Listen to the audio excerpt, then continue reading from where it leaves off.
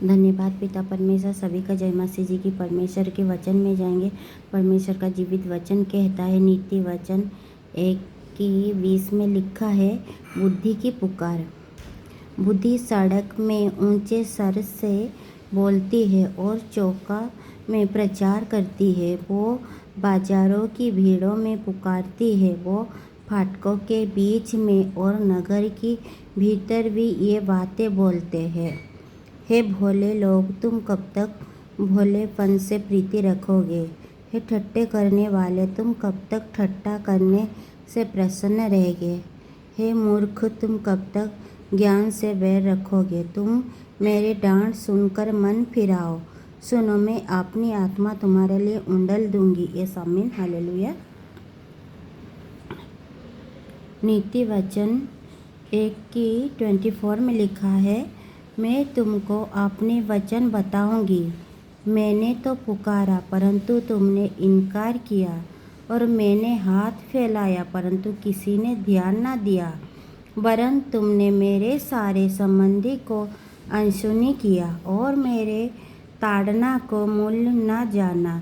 इसीलिए मैं भी तुम्हारी विपत्ति के समय हंसूंगी, और जब तक तुम पर भय आ पड़ेगा, वरन आंधी के समान तुम पर भय आ पड़ेगा और विपत्ति भवंडर के समान आ पड़ेगी, और तुम संकट और संकेती में फंसेगी। तब मैं ठट्ठा करूँगी। उस समय वो मुझे पुकारेंगे और मैं ना सुनूंगी।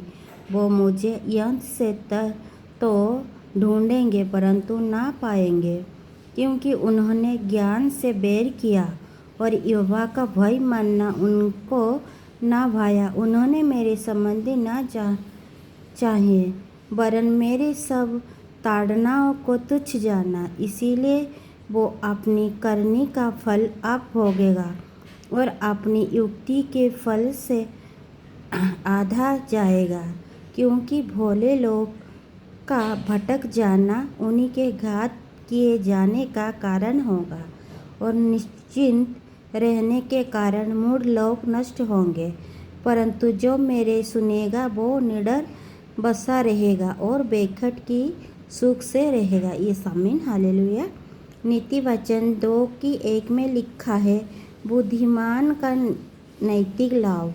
है मेरे पुत्र, यदि तू मेरे वचन ग्रहण करे और मेरे आज्ञा को अपनी हृदय में रख छोड़े और बुद्धि की बात ध्यान से सुने और समझ की बातें मन लगाकर सोचे और प्रवीणता और समझ के लिए अतियंत से पुकारे,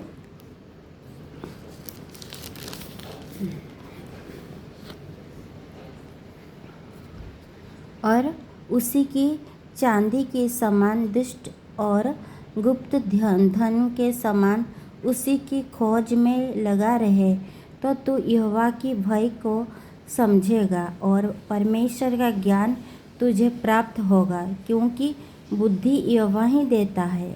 ज्ञान और समझ की बातें उसी की मुँह से निकलती है। वो सीधे लोगों के लिए खरी बुद्धि रख छोड़ते हैं।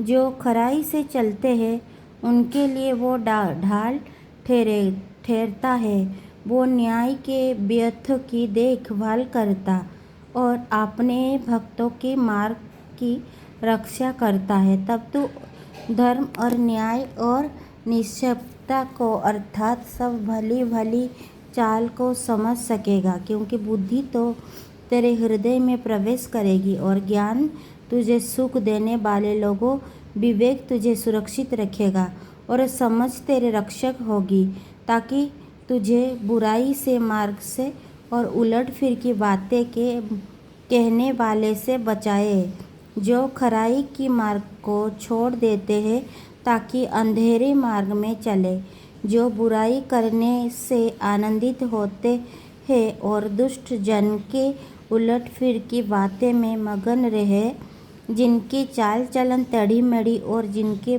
मार्ग बिगड़े हुए हैं। तब तू पराई स्त्री से भी बचेगा, जो चिकनी चुपड़ी बातें बोलती है और अपनी जवानी के साथी को छोड़ देती, और जो अपने परमेश्वर की वाचा को भूल जाते हैं। उसका घर मृत्यु की ढलान पर है और उसी की डगोरी मरे हुए की बीच पहुंचाती है।